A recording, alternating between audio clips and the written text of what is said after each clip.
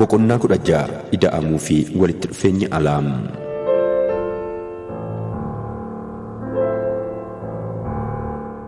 Biyyi keenya tuulama hojii otoo hin ta'in damee kuufama duudhaa keessatti uumte keessaa inni tokkoo fi inni guddaan walitti dhufeenya alaa fi dippiloomaasiidha. Hojiin gariin walitti dhufeenya alaa mootota darbaniin hojjetamaa dhufe adeemsa walitti dhufeenya biyya alaa amma gochaa jirruuf kaapitaala guddaa nuuf ta'uu kan danda'udha. Akka waliigalaatti sababa hojiin gaariin walitti fufiinsaan moototaan waan hojjetamaa tureef Itoophiyaan hawaasa idil addunyaa biratti maqaa gaarii qabdi. Itoophiyaan hammamillee kabaja ishee eegsifachuuf qabsoo bal'aa gochaa turte yoo taatellee adeemsa kabaja kana eegsifachuu keessatti garuu sodaadhaan kakaatee warreen kaan hamminaan tuttuqxee hin beektu. Sababoota waraanaawwan biyyoota gidduutti adeemsifamaniif sadarkaa olaanaatti kanneen caqafaman kanneen akka albaadhessummaa, sodaa fi kabajaa yoo ta'an, Itoophiyaan albaadhessummaanis haa ta'u sodaadhaan kan hamatamtu miti. Biyyoonni tokko tokko haleellaatu nurra ga'a jedhanii sodaadhaan gara waraanaatti seenu.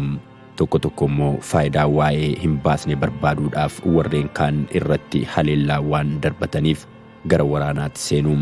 Itoophiyaan gara waraanaatti seenuuf kan dirqamtu sodaadhaan yookaan albaadhessummaadhaan otoo hin ta'in yeroo kabaja ishee jalaa tuqan qofaadha.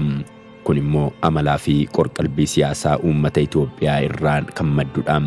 Kanaafidha geeddaramuu moototaa keessatti kabaja ishee yoo tuquu baatan malee walta'insaa fi waliigalteedhaaf qophooftu taatee kan turteef qajeelfamni bifa qabeessi kun geeddaramuu moototaa keessatti qabiyyee isaa duraanii itti fufsiisuudhaaf jalqabbii haaraa gidduutti muuxannoo walitti dhufeenya alaa wal madaalaa ta'e qabaachaa ture akka qabaannu nu taasiseera. Sababa kanaanis walitti dhufeenyi alaa keenya seenaa qisaasaa hoggayyuu haaraa ta'e otoo hin ta'in kuufama dhaalaa ida'amuuf keessatti mul'ate qabatee itti fufeera. Walitti dhufeenyi alaa Itoophiyaa kaleessaa kaasee hanga har'aatti gara caaluu fedhii walta'insaa irratti kan hundaa'edha. Itoophiyaan akka mootummaa biyyaalessaa ammayyaatti erga hundooftee boodallee amala walitti dhufeenya alaa isheen qabdu yoo ilaallu haleellaa ofirraa qolachuudhaaf dirqamtee gara waraanaatti seenti malee barsiifata sodaadhaanis haa ta'u albaadhessummaadhaan walitti bu'iinsa uumuu hin qabdu. Seenaan Adawaa fedhii walta'insaa keenya abshaalummaadhaan nurraa butachuu yaadanii kabaja keenya kan tuqan kan ittiin ofirraa dhoowwinedha. Kanaanis biyyoota seera malee gabrummaa jalatti kufan hundumaa onnee kan itti godhee fi gabrummaatti akka qabsa'an kan kakaasee seenaa injifannoo galmeesseera. Seenaa injifannoo kun falaasamni walitti dhufeenya alaa Itoophiyaa dadhabootaaf kan dhaabatee fi injifannoo dursuu irratti kan hundaa'e akka ta'u taasiseera. Itoophiyaan biyya seenaa yeroo dheeraa qabduu fi qaroomina ulfoo kan qabaachaa turte ta'uun ishee akkasumas gabrummaa kan ofirraa qolattee fi injifannoodhaan kan deebistee injifannoo Adawaa kan qabdu ta'uun ishee walitti dhufeenya waliigaltee irratti hundaa'e uumuudhaaf dhaga'amummaan isheen qabdu akka ol ka'u taasiseera. Afrikaa keessa qofaa ishee miseensa liigii saboolee ta'uun ishee sochii Pan-Afrikaanis dursituu taatee dadammaqsituu tokkummaa Afrikaa hundeessituu fi teessoon ishee humna dippiloomaasii ishee kan dabaluuf dhaga'amummaa ishees kan guddisuu kuufama guddaadha. Waltajjii idil addunyaa irratti seermaleeyyiiwwan kanneen akka bittaa fi apartaayidii mormuu fi falmuudhaan adda duree turre. Nageenya waloo ardiifis haa ta'u kan idil addunyaatiif leellistootaa fi hirmaattota adda duree turre. Itoophiyaan yeroo bulchiinsa Haatse Haayile Sillaasee bu'uura seeraa ritiin dursuutiin weerara faashistii Xaaliyaaniin ilaalchisee mootummoota addunyaatti iyyitus otoo hin milkaa'in hafuun ishee ilaalchi yaada dhaabbilee idil addunyaa irratti amantii guutuu kennisiisee walitti dhufeenya alaa bocuun ni danda'ama jedhu adeemsa dheeraa kan nu hin deemsisne ta'uu isaa kan irraa barannedha. Ta'us mudannoon kun yaada dhaabbattummaa irratti abdii akka kutannus haa ta'u karaa walta'insaa akka dhiisnu nu hin taasifne. Itoophiyaan walitti dhufeenya injifannoo fi walta'insa irratti hundaa'e dursiisuu fi walitti dhufeenya humna irratti hundaa'e irratti qabsaa'uudhaan biyya jiraattedha. Naannoo gaanfa Afrikaa fi akka waliigalaatti naannoo fi tasgabbii Afrikaatiif shoorri isheen taphachaa jirtu garaa murannaa dheeraa qabaachuu ishee kan agarsiisudha. Biyyoota ollaa Somaaliyaa fi Sudaanitti Akkasumas Ruwaandaa, Burundii fi Laayiberiyaatti hojiin nageenya kabachiisuu hojjenne olaanaadha. Humna waraanaa keenya ergama nagaa kabachiisuudhaaf fudhatee bobba'e hundumatti dirqama isaa haala gaariin kan ba'atuu fi hoomaa amala gaarii qabudha. Biyyi keenya biyyoota walitti araarsuu keessatti shoorri isheen taphachaa jirtu akka salphaatti kan ilaalamu miti. Gaanfa Afrikaa keessatti biyyoonni faayidaa qabanis haa ta'u dhimmicha fageenya irraa kanneen ilaalan Itiyoophiyaan naannoo kana keessatti shoora isheen taphachaa jirtu ifatti ilaalaa jiru. Sababa kanaanis maddi humna dhaga'amummaa biyyattii inni tokko shoora isheen naannicha keessatti nagaa eegsisuuf qabdu wajjin kan wal qabatedha. Yeroo ammaa kana immoo biyyi keenya guddina dinagdee ishiitiin dabaluu irratti argamti. Waggoottan walitti aananii darban keessatti injifannoowwan Itiyoophiyaa keessatti galmeessifaman Itiyoophiyaa hawaasa idil-addunyaa biratti kan ittiin waamamtu. Fakkeenyummaa beelaa jijjiiranii guddina dinagdee ariifataatiin biyya waamamtu ishee taasiseera. Kunis fakkii gaarii biyyi kun qabdu addunyaaf beeksisuudhaan carraa gaarii dippiloomaasii dinagdee ishee bu'a qabeessa kan taasisuu danda'udha. 16.1 yaada ida'amuu walitti dhufeenya biyya alaa ilaalchisee.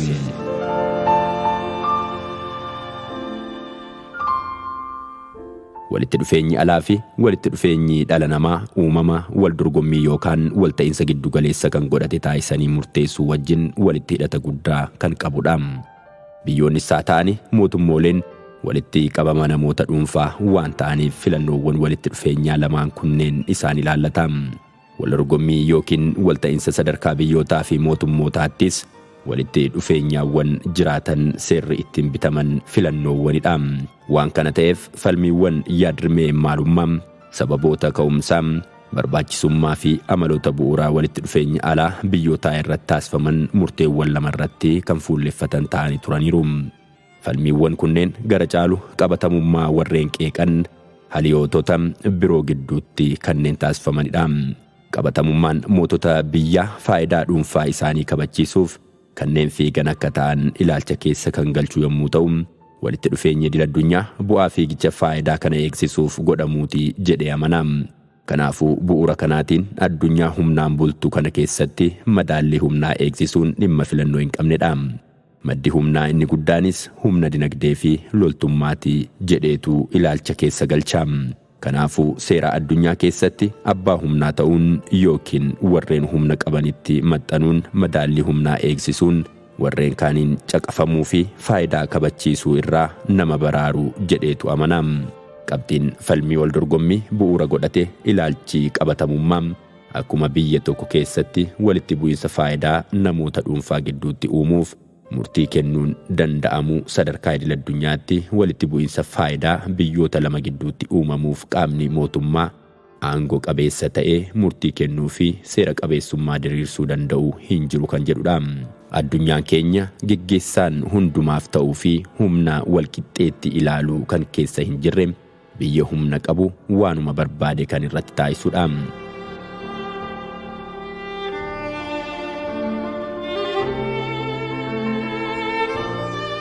Biyyoonni eenyummaa isaanii eegsisuuf faayidaa isaanii isa to'annoo isaanii jala jiru kan ittiin kabachiisan humna cimaa gabbifachuun warreen kaaniin akka hin cafaqamnee fi eenyummaa isaanii akka hin dhabne gochuutu irra jira jedhee amana. Addunyaa tasumaa tilmaamuu hin dandeenyee fi hamma ta'e kana keessatti wanti itti hirkoo fi abdii namaaf ta'uu danda'u humna ofirraa qolachuu qabaachuu qofaadha. Walitti dhufeenya biyyootaa fi wal dorgommii fi walirratti inaaffuu irratti hundaa'e kana irratti haamilee fi haqummaa qabaachuuf tattaafachuun biyyoota abbaa humnaa fi abshaalota ta'an kanneen karaa haamilee fi haqummaa hin qabneen faayidaa isaanii eegsifachuuf deemaniin of hunkuteessuudha. Waan kana ta'eef akkaataa ilaalcha kanaatiin biyyoonni walitti dhufeenyi cimdii tasgabbaa ta'e kan faayidaa isaanii eegsisuuf akka uumamuuf yeroo hundumaa humna loltummaa fi dinagdee biyyaa akka diinaatti farrajanii duukaa ba'anii madaallii eegsisuun tasgabbiin idil-addunyaa dhufuu danda'a jedhanii yaada falmii dhiyeessu. Ilaalchi walitti dhufeenya inni lammaffaan gara caaluu qabiyyee kallattii yaadummaa kan qabatudha. Walitti dhufeenyi biyyoota gidduu jiraatu wal dorgommii qochollaa fi wal xalafuu wal hidhuu irratti kan hundaa'e hiriira humna ida'amaa zeeroo ta'ee ta'uu hin qabu. waliin hojjechuudhaan bu'aa isaan buufatanitu caala jedhaniitu amanu. Ilaalchi kun walitti dhufeenya alaa kan nageenya dhala namaa isa mootummaa biyyaalessaatiin ol jiru irratti xiyyeeffate qabaachuutu barbaachisa jedhee amana. Biyyoonni walitti dhufeenya hirkachuudhaan kan dhaabatan waan ta'aniif guutummaan fedhii tokko isaanii fedhii qajeelaa inni biraa agarsiisuu irratti kan hundaa'edha. Dhaabbileen idil-addunyaa walitti dhufeenya biyyootaa murteessuu ni danda'u. Kanaafis caaseffamoota dhaabbattummaa idil-addunyaa kan biyyoota gidduutti walamantaa, walta'iinsaa fi guddina waliiniitiif waliin hojjechuu dandeessuu dhaabuun barbaachisaadha jedhee gorsa. Cimsinee yoo ilaalle dhimmoonni falmii haliyootonni walitti dhufeenya alaa armaan olitti dhiyaatan lamaan dhiyeessan garaagarummaa kan qabanii fi bu'uura isaaniitiin kan wal faalleessan yoo fakkaatan illee lamaan isaaniiyyuu gama qabiyyee fi bifa walitti dhufeenya alaa akkuma jirutti agarsiisuutiin ilaalcha wal deeggaruu kan calaqqisiisan akka ta'an hubachuun ni danda'ama. Ilaalchaawwan lamaan wal simsiisanii itti fayyadamuudhaan faayidaa fi fedhiiwwan biyyaa eegsisuun ni danda'ama. Kana ilaalcha keessa galchuudhaan yaadni ida'amuu walitti dhufeenya alaa wal dorgomee fi walta'iinsa walitti aansee kan fuulduratti adeemu ta'a. Yaadni ida'amuu walitti dhufeenya alaa seenaa keenya keessatti karaalee hanga ammaatti irra deemaa dhufne irratti maqaa ijaarree irratti milkiiwwan dabalataa argamsiisuu fi kuufamaawwan guddisuu irratti kan hundaa'udha. Akka yaada kanaatti qajeelfama bu'uuraa walitti dhufeenya alaa biyya keenyaa itti fufsiisuu fi cimsuun karaa filannoo wal hubannaatiin kuufama bal'aa waan kennuuf himamsa walitti dhufeenya alaa gahaa ta'e akka qabaannu taasisa. Isa ture jabeessuu fi hanqinoota guutuu malee wantoota akka haaraatti eegaluun himamsa siyaasaa gadi aanaa ta'e irraa akka kaanuu waan nu taasisuuf salphaatti galma keenya ga'uu hin dandeenyu. Kanaafuu walitti dhufeenya alaa keenya isa wal hubannaa fi injifannoo irratti dhaabbate itti fufsiisuu fi hirrina isaa guutuun yaada bu'uuraa walitti dhufeenya alaa keenyaati. Yaadni walitti dhufeenya alaa keenya faayidaa otoo hin ta'in walitti dhufeenyaaf dursa kan kennuu fi rakkoolee hiikuudhaaf wanti dursuu qabu walitti dhufeenya haaressuudha jedhee kan amanudha. Faayidaan biyyoolessaa tokko qajeelaa fi kan hin jijjiiramne yookiin bifa tokko qofaadhaan murtiin kan itti kennamu ta'uu dhiisuu isaa hubachuudhaan malli faayidaa biyyaalessaa walta'iinsaan murteessuu baratamuu qaba. Faayidaa biyyaalessaa hiika isaa isa duraan ijaarameen qofaa osoo hin ta'in isa irratti hiikaawwan biroo dabaluu fi hirrina isaa guutuudhaaf hiika waliigalteen murteeffamu isa barbaachisa. Faayidaan biyyaalessaa maalummaa dhaabbataa kan qabuu fi murteeffamee wanta dhume otoo hin ta'in wanta duudhaalee keenya hordofnee dubbii sababa qabuu fi namummaa gonfatee murteessuu wanta danda'u ta'uu isaa hubachuu barbaachisa. Keessaayyuu biyyoonni guddinarra jiran tapha humna siyaasaa idil-addunyaa keessatti hiriira isa tokkotti makamuudhaaf yaalii taasisaniin duratti faayidaan biyyaalessaa keenya maali jedhanii murteessuudhaaf tattaaffii cimaa gochuutu isaanirra jira.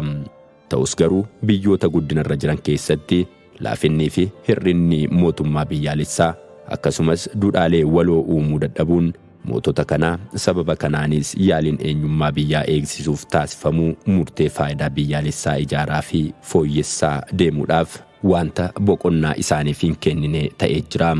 Siyaasni keessoo haaluma siyaasa idil-addunyaa irraa baay'ee garaagarummaa hin qabneen seermaleessummaadhaan waan hiikamuuf mootonni akka wantoota eenyummaa isa tokko qabaniitti faayidaa isaanii ni beeku jechuuf nama rakkisa. Dhaabbilee fedhiiwwan isaanii ifaan ifatti kabachiisanii fi wal hubannaa keessoo qaban waan hin jirreef akka biyyoota guddataniitti seera siyaasaa isaanii keessatti faayidaa biyyoolessaa ifatti beekamuu fi ijaaramuu hin qabu jechuun ni danda'ama.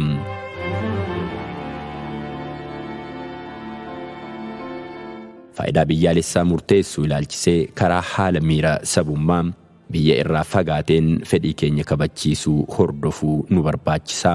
Kanaafis faayidaa birqabaa caalaa faayidaa gonkaa dursuun baay'ee barbaachisaadha. Faayidaan birqabaa biyya masaanuu wajjin of dorgomsiisuudhaan gahee caalmaa qabu fudhachuudhaaf tattaaffii taasifamudha. Tattaaffiin kun wal morkii irratti kan hundaa'e yoo ta'eyyuu faayidaa caalaa miidhaa yoo hordofsiiseyyuu biyyoonni faayidaa isaanii kabachiisaa akka waan jiraniitti akka isaaniitti dhaga'amu taasisa. Karaa biraa faayidaan gonkaa miidhaa xiiqii fi wal morkii irraa dhufu faayidaa biyyaalessaa jedhee waamuu caalaa faayidaa biyyaalessaa isa dhugaa kan kabachiisuu fi karaa jireenya lammiilee jijjiiru hordofuudha. Faayidichi kan madaalamu masaanuu keenya caalaa gahee argachuu keenyaan otoo hin ta'in hamma nu barbaachisurraa hammam arganneerraa madaallii jedhuun ta'a. Biyyoonni guddinarra jiran keessaayyuu walitti dhufeenya ollummaa waliif qaban keessatti faayidaa gonkaa kana murteessuu fi isas galmaan ga'uuf dhama'uun isaanirraa eegama. Rakkoon biyyoonni guddinarra jirru dammaqnee dhabamsiisuu qabnu inni tokko haala hayyoonni kiyyoo martoo jedhanii waamanidha. Kiyyoo martoo jechuun maraan martoo inni tokko isa biraa sodaachaa haaloon haaloo dhalaa sababuma malee walitti bu'uu fi dhiiga walii dhangalaasuutiif saaxilamu jechuudha. Maraan martoo kana kutuudhaaf immoo faayidaa gonkaa herreeguu fi argachuuf dursa kennuun barbaachisaadha. Wanti ka'umsa walitti bu'iinsaawwanii ta'ee dagatamee walitti bu'iinsaawwan sana kan itti fufsiisu haala faayidaa otoo hin ta'in manca'uu walitti dhufeenyaa yoo ta'e waa'ee faayidaa haasa'uu laaffisanii walitti dhufeenyaa haaressuu barbaachisa. Kunis duudhaa kaka'umsa olaanaa barbaadu ida'amuu irratti kan hundeeffame ta'a. Walitti dhufeenya jijjiiruudhaaf inni tokko itti gaafatamummaa fudhatee kaka'umsaan yoo tattaafachuu baate akkuma kiyyoo martoo keessatti qabamaniitti hafuun waan hin oolledha.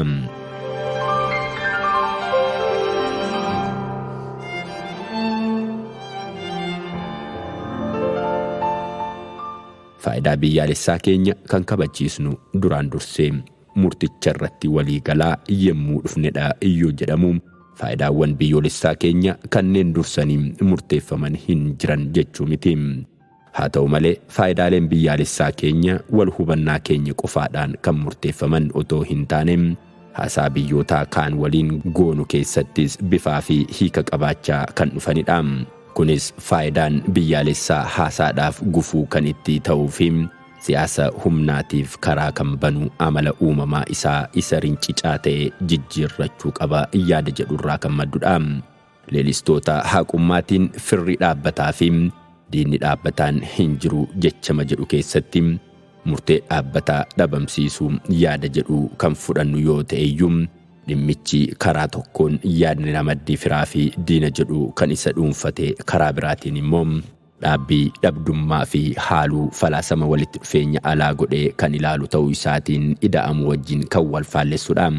Yaadni firaa fi diina jedhu kaka'umsuma isaa irraayyuu walitti dhufeenya firdii irratti hundaa'uu fi bu'uuruma isaa irraayyuu yaada dhugaa wajjin walitti bu'edha. Walitti dhufeenya biyya kan faanayyuu goonu walitti qabaatti kan firaa fi kan diina jedhee farrajuun dubbii fi walitti dhufeenya sirreessaa deemuuf yaada karra namatti cufudha. Kanaafuu walitti dhufeenya karaa keenya keessatti qajeelfama firri dhaabbataa fi diinni dhaabbataan hin jiru jedhu caasaa qajeelfama wanti firaa fi diina jedhamu hin jiru jedhu kan hordofnu ta'a. Qajeelfammoota waliigalaa kanneen irratti hundaa'uudhaaf Itoophiyaan yeroowwan itti aananii dhufan keessatti walitti dhufeenya alaashii itti fufsiisuu irratti dabalataan dhimmoota hanqinni irratti mul'atee fi irratti xiyyeeffachuun qabdu akkasumas walitti dhufeenya ishii milkaa'aa taasisuuf kallattii kabaja biyyaalessaa guddisuu biyyoota ollaa irratti xiyyeeffattee dandeettii dippiloomaasii guddisuu hordofuun faayidaa qabeessa ta'a. Biyyoota ollaa walitti dhufeenya alaa keenya keessatti xiyyeeffannoon keenya inni jalqabaa biyyoota ollaa wajjin wal ta'uu irratti walitti dhufeenya hundeeffame hundeessuu fi jajjabeessuu ta'a. Biyyoota ollaa ilaalchisee qajeelfamni hordofnu biyyi kamillee biyya firoonfatu filachuuf mirga ni qaba. Biyyi ollaa garuu hin filatamu kan jedhu ta'uu qaba. Qajeelfama durii adaamiin agamsatti siqee boo'aa jiraata. Arbuun burqituutti siqee yeroo mara lalisa jedhu hordofuutu nu barbaachisa. Biyyi biyyoota nageenyi isaanii hin milkoofnee fi tasgabbii keessoo hin qabne wajjin ollaa ta'e nagaa fi tasgabbii guutuu ta'ee fi wabii qabu mirkaneessuu hin danda'u.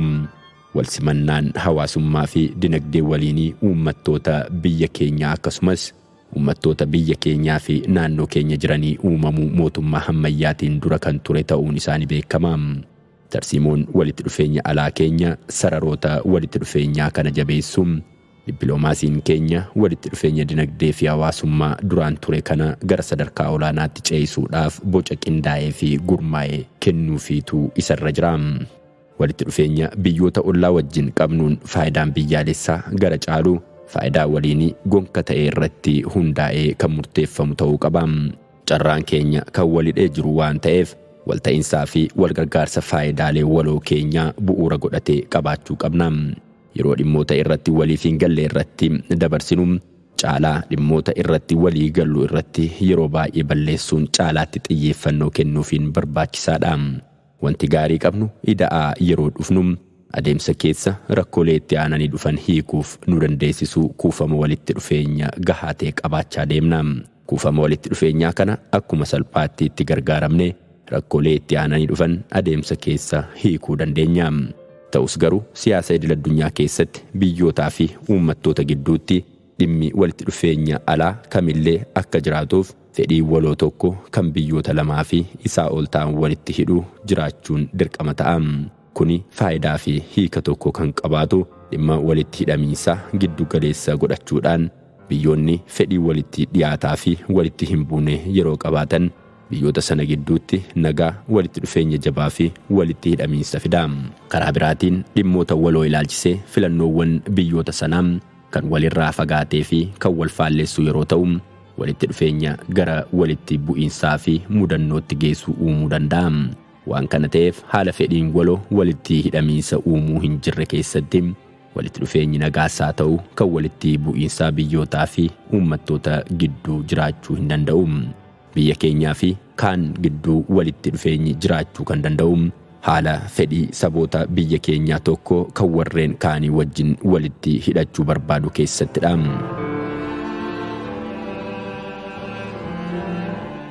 Haalonni wal simachuu dhabuu fedhiiwwanii walitti dhufeenya sababoota lama gidduu jiru irratti ka'an walitti bu'iinsaaf sababa ta'uu danda'u. Hirkannaan birqabaa hidhatawwan cimdii irra jiru dhufiinsa humna walitti dhufeenyaa birqabaa biyyoota gidduutti uumamuuf madda ta'a. Fakkeenyaaf oomishni waliigalaa waggaa daldala alaa ishii 300 kan qabatu Ameerikaan dinagdee ishee daldala alaa 50 kan qabaattu Jarman wajjin wal bira qabamee yeroo ilaalamu Jarman walitti dhufeenya Ameerikaa wajjin qabdu irratti caalaatti hirkattuu ta'uu ishee hubanna. Sadarkaa biyya keenyaattis walitti dhufeenya dhuunfaa biyyoota ollaa wajjin qabaannu cimsuu fi baay'isuudhaan humna walitti hidhatamiinsa biyyoota ollaa irratti qabnu guddisuutu nurra jiraata. Keessaayyuu biyyoonni naannoo keenyaa walitti hidhamiinsa dinagdee fi hawaasummaa dhuunfaan biyya keenya wajjin qabaatan fayyadamummaa biyyi keenya biyyoota naannoo keessatti qabaattu kanneen biroo keessattis dameelee dhiibbaa akka taasisu gochuun barbaachisaadha. Baha Afrikaatti walitti hidhamiinsa dinagdee uumuun barbaachisaadha. Sababoota guddina ariifachiisaa biyyoota kibba baha Eeshiyaa ilaalchisee kennaman keessa walitti hidhamiinsi dinagdee isa tokkodha. Walitti hidhamiinsi dinagdee kun gabaa addunyaa keessatti dorgomaa fi warra humna guddaa qaban akka ta'an isaan dandeessiseera. Carraaqqiiwwan hidhata daldalaa Afrikaa keessatti yaadaman baay'ee kan ittiin deemamnee fi firii gaarii kan argamsiisan waan hin taaneef yaaliiwwan taasifaman irra barumsa fudhatanii sababa itti milkaa'uu didaniif qoratanii hidhata daldalaa ifaan ifatti geggeeffamu uumuu barbaachisa. Hidhanni daldalaa ulaagaa seeraa sirnaawaa ta'e keessatti qabamee yoo raawwatame seera daldalaa idil addunyaa wajjin kan walitti buunee fi humna biyyoota naannoo sanaan kan gabbisu waan ta'eef dippiloomaasiin daldalaa biyyoota naannoo keenyaa wajjin qabnu kanarratti xiyyeeffachuu qaba. Walitti dhufeenyi biyyoota ollaa keenyaa wajjin qabnu walitti dhufeenyaawwan keenya hundumaa dursee xiyyeeffannoo argachuu kan qabudha. Walitti dhufeenyi dhimmoota nagaa fi tasgabbii irratti biyyoota ollaa keenyaa wajjin qabnu qaawwa hedduu kan qabuu fi dhimmoota rarraanii hafan hedduu kan qabu waan ta'eef bal'inaan irratti hojjechuu kan qabnudha. Walitti dhufeenyi kun milkaa'aa yoo ta'uu baate walitti dhufeenyi ollaawwan keenya mataa isaanii wajjin qabnu manca'uu isaanii irra darbee biyyoota fagoo jiraniif meeshaa ta'uudhaan biyya keenya balaa keessa buusuu danda'a.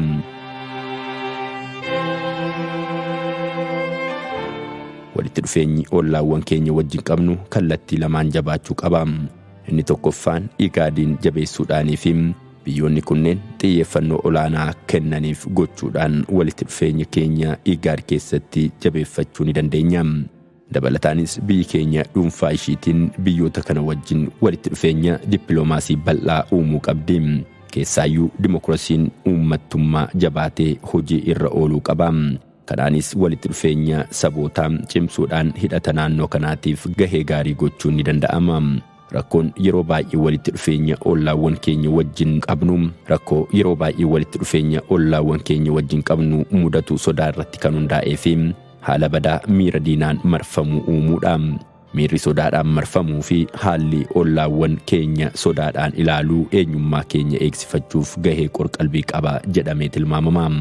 Walitti dhufeenya keenya balballoomsa dabaa fi jettee irra ceesisnee marii irratti kan hundaa'e otoo taasifnee garuu waltaanee guddachuu rakkoon keenya isa biraatiif madda rakkoo ta'uu keenya hambisnee rakkoolee keenya hedduu isaanii akka salphaatti hiikuu dandeenya. Kana waan ta'eef walitti dhufeenya sodaa nageenyaa irratti bu'uureffame irraa gara walta'iinsa dinagdee gamtaa fi tokkummaa irratti xiyyeeffatetti ce'uun walitti siqeenya uumuu barbaachisa. Biyyoota ollaa wajjin qochollaa gareewwan hidhataniif iddoo baqaa kennite ni leenjiste ni hidhachiifte jedhu keessaa ba'uudhaan quunnamtiiwwanii fi walitti bu'iinsaawwan harka lafa jalaa hir'isuudhaan nageenya kutaa ardii mirkaneessuu barbaachisa. Shoora biyyoota naannoo keessatti qabnu guddisuu ilaalchisee biyyoota Arabaa akka rakkoo fi diina seenaawaatti otoo hin ta'in akka ollaa itti fufiinsa qabuutti fi akka gargaartuutti ilaaluu barbaachisa. Quunnamtiin alaa keenya faayidaalee fi humnoota garagara ta'anii fi waliif faallaa ta'an gidduutti walabummaa eegee michummaa kan cimsu ta'uutu irra jiraata. Kabaja biyyaalessaa. Kaayyoon ida'amuu inni tokkoo fi ijoon sabboonummaa biyyaalessaa lammiilee fi biyya keenyaa mirkaneessuudha. Kabaja lammiilee yeroo jennu duudhaa lammiileen keenya ofii isaanii birattis warreen kaan biratti gatii argachuu fi kabajamuuti. Kabajni qajeelfama faayidaa waloo fi sodaa eegsisuuti. Duudhaa namoonni yeroo hundumaa karaa garagalmaatti ittiin dhiyaatan otoo hin ta'in ofiidhuma isaaniitiiyyuu galma akka isaan ta'an ittiin amananidha. Kabajni namoota uumama namoomaa hundumaa biyyaa fi gareedhaan akkasumas sadarkaa nama dhuunfaatti ilaalamuu danda'a. Kaayyoowwanii fi duudhaaleen biyya keenya kaan isaanii kamiyyuu kabaja lammiilee fi biyya keenya kan mirkaneessan ta'uu qabu. Biyya keenya keessatti mankaraaruu sabummaa irraa kan ka'e wanti dadhabaa dhufe inni tokko sabboonummaa biyyaalessaati. Sabummaan sadarkaa sabaatti haa ta'u sadarkaa biyyaatti amala warreen kaan waliin wal dorgomsiisuu yoo qabaatu sabboonummaan biyyaalessaa garuu amala jaalala biyyaa qabaachuu kan of ijaaruu fi ofirraa ittisuu irratti xiyyeeffatedha. Waggoota darban keessatti amalli gootummaa lammiilee biyya keenyaa gadi bu'aa dhufeera. Lammiileen biyya isaanii dhiisanii godaanan gareewwan gurmaa'anii biyyuma isaanii saaman taa'anii kanneen gadi bu'iinsa biyya isaanii daawwatan kun hin ga'u jedhaniis beektonni gadi bu'iinsa kana hammeessuudhaaf odeessaa oolan gootummaanii fi sabboonummaa biyyaalessaa laafuu isaatiif agarsiistuuwwanidha. Kanaafuu biyyi keenya soorummaa fi dimokiraasiidhaan akka ceete yoo barbaadame jaalala biyya lammiilee dabaluudhaan guddinaa fi eenyummaa biyya isaanii irratti gootota mariif hin dhiyaanne gochuu barbaachisa. Quunnamtiin alaa fi dippiloomaasiin kabaja eegumsaa fi nageenya lammiilee keenya ala jiraataniif kan dhimmuu fi falmu ta'uu qaba. Hojiileen dippiloomaasii keenya kabaja Itoophiyaanotaa fi dhalattoota Itoophiyaa eegsisuu ilaalchisee qaawwaa bal'aa kan qaban ta'uun isaanii ni hubatama. Kabaja biyyaalessaa keenya eegsisuun qajeelfama hojii dippiloomaasii keenya ta'uutu irra jiraata. Hojiilee dippiloomaasii dinagdee fi nageenya keenya biroos haa ta'u mirga lammiilee keenya kabachiisuu ilaalchisee hojiin nuti hojjennu kabaja biyyaalessaa keenya kan eegsisu ta'uu qaba. Karaa biraatiin hammamillee isa qofaa yoo ta'uu baates kabajni biyyaalessaa kan fedhii otoo hin ta'in qabiyyee humna biyyummaati. Ibsituuwwan ijoo humna biyyaa immoo humna ittisaa fi dinagdeeti. Taphni humna dandeettii ittisa biyyaa hirkoo ijoon kan inni ta'u waraanni filannoowwan dippiloomaasii fi siyaasaa duguugamanii yeroo dhuman sadarkaa dippiloomaasii isa dhumaa ta'uu isaa hubachuudhaan kanaafuu waraanni firii fedhii qaama tokko qofaa ta'uu dhiisuu isaatiin waraanni haala kamiyyuu yoo eegalame garuu humna walitti dhufeenya alaa waraana yeroo gabaabaa keessattii fi baasii xiqqoodhaan injifachuudhaan xumuruu giddugaleessa godhatee ijaaruu barbaachisaa. Kunis kallattii dhimma alaa nageenyaa fi ittisa walitti hidhuu kan hordofudha jechuudha. Humni walta'e kunis uumameera jedhamuu kan danda'u naannolee waraanaa afranittuu lafa, bishaan, qilleensaa fi saayibarii irratti fedhii fi faayidaa biyyaalessaa biyya keenyaa eegsisuu yoo dandeenyedha. Waan kana ta'eef galma guddaa fi kallattii xiyyeeffannoo tasgabbii fi nageenya biyya keenyaa ta'uu kan qabu naannolee waraanaa afranuu bu'a qabeessa humna ittiin taasifnu uumuu irratti ta'uu qaba. Dhimmi humna bishaan irratti qabnu kabachiisuu wajjin wal qabatu inni tokko dhimma nageenya biyyaalessaa fi sabboonummaa dinagdee biyya keenya Galaana Diimaa irratti qabnudha. Galaanni Diimaa daangaa Itoophiyaa irraa fageenya gabaabaa kiiloomeetira 60 irratti naannoo argamudha.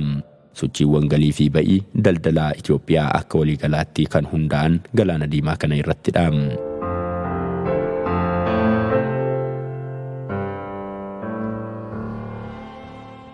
Itoophiyaan Afrikaa keessatti biyya dhaabbilee doonii gurguddoo qabdu waan taateef shaqaxoonni ba'anii fi galan hedduun isaanii galaanarra imalanii kan seenanii fi kan ba'an karaa Galaana Diimaa darbaniiti. Waan kana ta'eef eenyummaan hunda galeessa Itoophiyaa Galaana Diimaa irra kan dhaabbatedha. Dinagdeen biyya keenya kallattiin isaa ta'u karaa alkallattiin nageenya Galaana Diimaa wajjin kan wal qabatedha. Sodaan fuula keenya jiru kunii fi haalli duraan turee fi qorqalbiin naannoo kana sochiin keenya otoo hin daangessin akkasumas faayidaa keenya otoo hin miidhin deemuu kan dandeenyu nageenyi fi tasgabbiin Galaana Diimaa fi naannolee sana yoo jiraate qofadha. Sodaawwan loltummaa, dinagdee, siyaasaa fi dippiloomaasii naannoo kanatti uumaman sodaawwan nageenya biyyaalessaa biyya keenyaati. Biyyoonni buufata waraanaa naannoo sanatti ijaarratan gidduu isaaniitti waliigaltee dhabuun yoo uumame eenyummaa warreen akka biyyaatti dhaabannee fi rakkoo keessa seenaa. Yeroo dinagdeen Itoophiyaa guddachaa deemutti itti fufiinsa isaa eegsisuuf nageenya keessoo qofaa osoo hin ta'in nageenyi naannoo illee nu barbaachisa. Itoophiyaan nagaa ta'uu naannoo isheetii baay'istee barbaaddi. Waan kana ta'eef Itoophiyaan shooraa fi aangoo Galaana Diimaa irratti qabdu guddisuu qabdi. Yaaddoo guddina dinagdee fi nageenya naannoo sana jiru hir'isuutu isheerraa eegama. Galaanni Diimaa dirree walitti bu'insaa biyyoota guddatanii ta'aa dhufuu isheetiin Itoophiyaanis gama kanaan itti fayyadama Galaana Diimaa ilaalchisee haalli sadarkaa idil-addunyaatti fudhatamummaa qabu akka uumamu gochuutu irra jiraata. Itoophiyaan dippiloomaasii fi fudhatamummaa nageenya hiikuu sadarkaa idil-addunyaa Afrikaa fi naannoo ishee keessatti qabdu fayyadamuudhaan hirmaannaa Galaana Diimaa irratti qabdu guddifachuutu irraa eegama. Daddarbiinsi daldala galaanarraa nagaa ta'e akka jiraatu carraaquu qabdi. Furmaata kallattii danuu barbaaduun kallattiin hunda hirmaachisuu fi iftoomina qabu akka dhufu gochuu qabdi. Walitti bu'iinsoonni jiranis to'annaadhaan ala ba'anii karaa darbiinsaa akka ishee hin dhoowwine gochuudhaan shoora geggeessummaa taphachuu qabdi.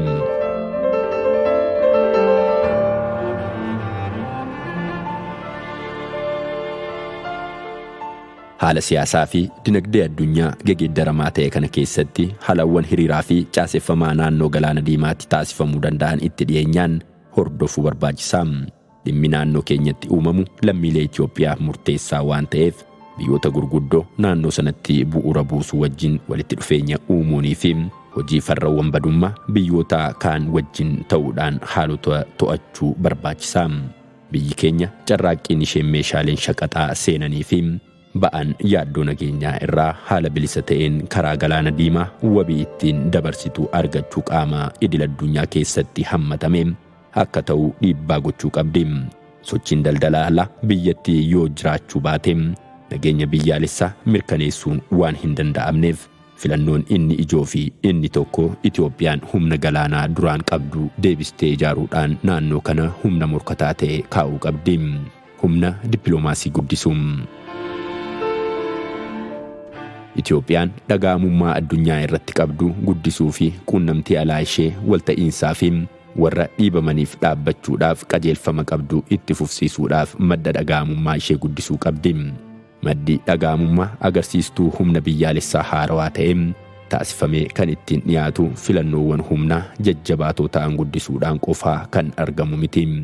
Humni biyyaalessaa jajjabaataa ta'e qabeenyaawwanii fi kennaawwan garagaraa biyya keessa jiraachuun qabeenyichi jiraachuu isaa beekuu qabeenyicha fayyadamuudhaaf karoorsuu fi dhumarrattis adeemsa qabeenya beekuu fi itti fayyadamuu keessatti fedhii fi shoora humnoota faallaa beekuu fi daangessuu kan of keessatti hammatudha. Waan kana ta'eef humna biyyaa qabeenyaan tarsiimoo fi sadarkaa bu'aatiin qoqqoodanii ilaaluun ni danda'ama. Humna kana akka qabeenyaa fi kennaatti yoo ilaalle qabeenyaan qaqqabatamanii fi hin qaqqabatamne jechuun lakkoobsa uummataa qabeenya uumamaa aadaa fi duudhaalee of keessatti hammata. Akka tarsiimootti yoo ilaalle immoo carraaqqii fi adeemsi qabeenyaawwan fayyadamuuf taasifamu haala walitti dhufeenyaa fi haala waliigalaa qabeenyi faayidaarra ittiin ooluu kan agarsiisudha. Karaa biraatiin akka bu'aatti yoo ilaalle immoo biyyi tokko qabeenyaa fi kennaa ishee akkasumas tarsiimoo haala fayyadama qabeenyaa gargaaramtee fedhii fi faayidaawwan biyyaalessaa ishee galmaan ga'uuf galmawwanii fi kaayyoowwan kaayyattee fiixaan baasuu ishee kan ilaallatudha.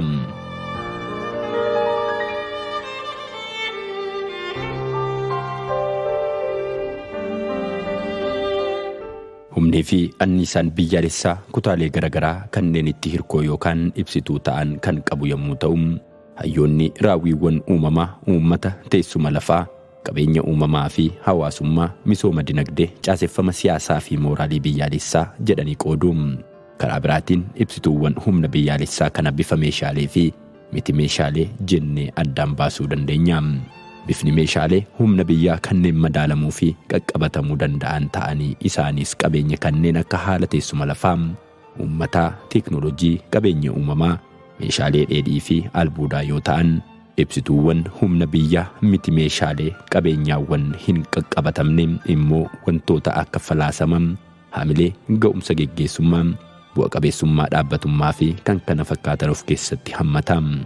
Filannoowwan humna jajjabaataa keenya jabeessuun akkuma jirutti ta'e filannoowwan humna garraamummaatiif xiyyeeffannoo kennanii hojjechuun haala idil addunyaa si'anaa wajjin wal bira qabamee yoo ilaalamu bu'a qabeessaa fi walitti dhufeenya walta'iinsa barbaannuufis mijataadha. Dhimmi filannoo humna gaarummaa hawwataa taasisuu inni tokko damee humna garraamummaatiin dhimmi filannoo humna garraamummaa hawwataa taasisuu inni tokko damee humna garraamummaatiin sadarkaa dhiibbaa guddaa uumuu argachuudhaaf humna dinagdee fi loltummaa qabaachuun barbaachisaa ta'uu dhiisuu isaatiin. Biyyoonni addunyaa keenya humna dinagdee fi loltummaa gadi aanaa ta'ee qaban humna garraamummaa isaanii guddisuudhaan bifa biyyoota guddatan wajjin walgituun mijatummaa isaanii guddifachuu danda'aniiru. Biyyi sadarkaa idil addunyaatti tamsaasa oduu haguuggii bal'aa qabu hundeessuu kan dandeesse Qaataar lakkoobsi uummataa ishii qabduu kan miliyoonaa gadi ta'e sadarkaa dinagdee ishii fi hammi xiqqeenya naannoo ji'oogiraafii ishii madaala humna jabaataatiin otoo madaaltee hamma qabaachuu dandeessurra caalaa dhaga'amummaa fi dhiibbaa uummatummaa dachaa hedduudhaan caalu akka qabaattu ishii dandeesseera. Rakkoolee teeknikaa dippiloomaasiin keenya qabu hiikuu fi seera dippiloomaasii hammayyaawaa diriirsuu nu barbaachisa. Seera dippiloomaasii keenya si'aawaa fi bu'a qabeessa gochuuf dhimmi inni duraa dippiloomaatota leenjii fudhatanii fi dandeettii ogummaa qaban horachuu fi ramaduudha. Dippiloomaatotaaf leenjii yeroo gabaabaa fi sadarkaa dheeraa kennuudhaan yeroo hojiitti akka seenan gochuu fi naamusa gaarii akka qabaatan gochuun barbaachisaadha. Imbaasiiwwan keenya ekspertoota ogummaa garagaraa irratti walitti bobba'an hammachiisuu qabu. Hojiin dippiloomaasii keenya qorannoo addaan hin cinne irratti kan hundaa'ee fi humna dinagdee biyyattii fi kallattii siyaasaa balballoomsuudhaan akkasumas seera gabaasa si'aa ta'e irratti kan hundaa'e ta'uu qaba. Keessattiyyuu karaa dippiloomaasii dinagdeetiin hojiilee qorannoo bal'aa fi hojii dippiloomaasii hojjechuun nurraa eegama. Gama dinagdeetiin xiyyeeffannoowwan hojii dippiloomaasii keenyaa afuridha. Isaanis oomishoota biyya keenyaatiif gabaa barbaaduu, investimentii kallattii alaa fiduu, turistoota gara biyya keenyaatti harkisuu fi gargaarsaawwan teeknikaa fi faayinaansii fiduudha. Galmaawwan keenya kana sadarkaa barbaadamuun galmaan ga'uuf yoo barbaachise ga'umsi teeknikaawaa dippiloomaasii keenya guddisuun dhimma xiyyeeffannoo guddaa barbaadudha. gama dippiloomaasiitiin wantoota ga'umsa keenya guddisuudhaaf nu barbaachisan keessaa inni tokko miidiyaa hawaasaati. Hojii dippiloomaasii hojjechuudhaaf karaa qoratameen miidiyaa hawaasaatti fayyadamuun barbaachisaa fi karaa qaxxaamuraati.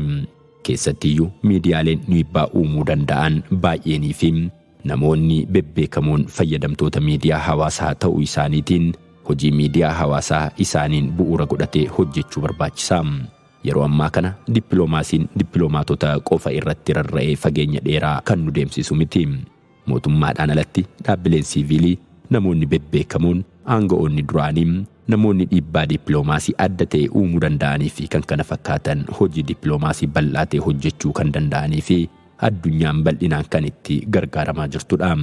Dhimma kana irratti dhaabbileen siiviilii hojii dippiloomaasii danuu hojjetan, hidhamtoota hiiksisan, maallaqa funaananii Itoophiyaanota gargaaran akka jiran ni beekama. Isaan kanaaf namoota dhuunfaa dhaabbilee siiviilii wajjin mari'achuudhaan hojii dippiloomaasii sabummaa hedduu hojjechuun barbaachisaadha.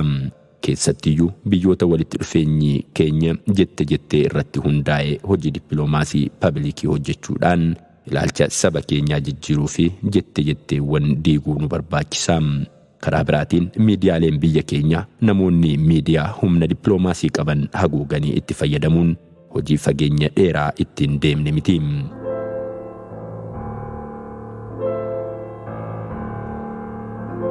Gaazexeessitoonni keenya gaazexeessitoota alaa wajjin hidhata qaban cimsuudhaanii fi miidiyaalee biyyoota sanaa wajjin walitti dhufeenya isaanii cimsuudhaan hojii dippiloomaasii hedduu akka hojjetan gochuu barbaachisaa. Miidiyaan addunyaalessaa humna dhaga'amummaa keenya gabbisuu biyya keenya keessatti akka uumamu qaamolee dhimmichi ilaallatu wajjin ta'uudhaan waltaanee hojjechuutu nurraa eegama. Itoophiyaa keessatti quunnamtii dippiloomaatotaa irratti hundaa'e irratti xiyyeeffachuu keenyarraa kan ka'e filannoon dippiloomaasii nuti xiyyeeffannoo hin kennineef inni biraan filannoo dippiloomaasii sadarkaa aangawoota olaanaatti geggeeffamudha. Keessumaayyuu walitti dhufeenya ollaawwan keenya wajjin qabnuun faayidaa keenya waloodhaan murteessuuf kan nu dandeessisu murtee kennitoota dursan wajjin wal argaa haasa'uudha. Walitti dhufeenya keenya bal'isuudhaaf biyyoota quunnamtii dippiloomaasii isaan waliin hundeessuu barbaannu hundumaa wajjin hamma danda'ametti filannoo dippiloomaasii aangawoota olaanootiif dhimma xiyyeeffannoo kennuufii qabnudha. Xumura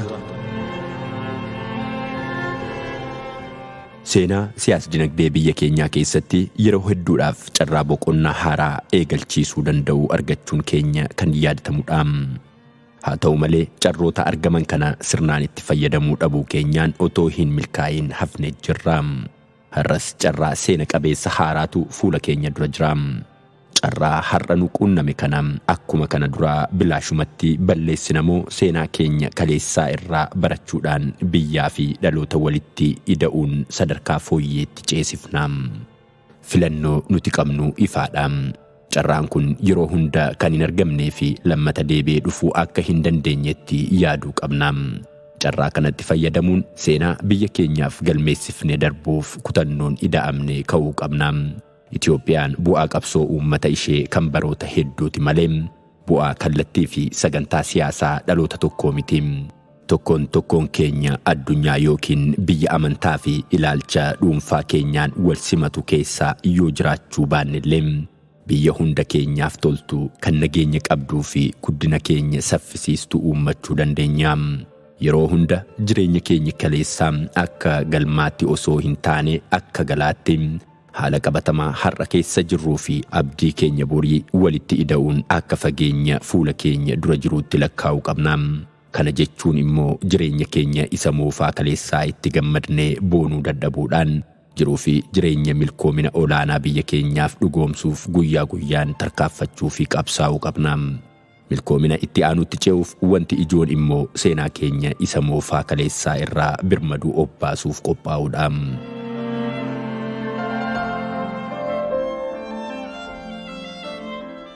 Yaadni ida'amtummaa dandeettii dhimmoota adda addaa irratti dhuunfaan qabnu hunda walitti fiduudhaan galma waloo akka biyyaatti uummachuu barbaadnu dhugoomsuuf kan nu gargaaru daandii dammaqiinsaati. Daandii dammaqiinsaa yeroo jennu rakkoo keenyaaf yeroo hunda hiikaa falaasama siyaasaa itti kennaa jiraachuurra qophaa'umsa kutannoo fi haala qabatamaa biyya keenyaa walitti araarsuun furmaata barbaachuu jechuudha. Daandii kana yommuu hordofnu haala qabatamaa biyyattiin keessa jirtu hubachuudhaan fedhii fi dantaa uummata bifa mirkaneessuu danda'uun biyyattii daandii qaroominaa fi badhaadhinaa irra oolchuudha. Itti fufiinsa aangoo mootummaa Itoophiyaa dhugoomsuudhaan lammiileen ishee jireenya badhaadhummaa jiraachuu akka danda'aniif fedhii fi kaayyoo qabaachuu qofti gahaa miti. Biyyoota siyaas-dinagdeedhaan durooman ilaaluudhaan akka isaanii ta'uuf hawwuun qoftis bu'aa hin qabaatu. Jijjiirama fiduudhaaf humnaa fi anniisaa nuti har'a qabnu murtaa'aa ta'uu isaa beekuunis barbaachisaadha. Biyya duroomtu arguu hawwinu ijaaruuf humni dinagdee, duudhaa, beekumsaa, ijaarsaa fi kan kana fakkaatan nuti har'a waloon qabnu gahaa miti. Sababa kanaaf humnaa fi anniisaa keenya guddifachuu fi jabeeffachuudhaaf kophaa fi dhangalaasaan funaanaa ooluu irra humna garagaraa qabnu walitti hidhuu qabna. Yeroo idaamnu rakkoolee keenya hundaaf furmaata argamsiisuu fi jireenya olaanaatti kan nu ceesisu humna addaa arganna.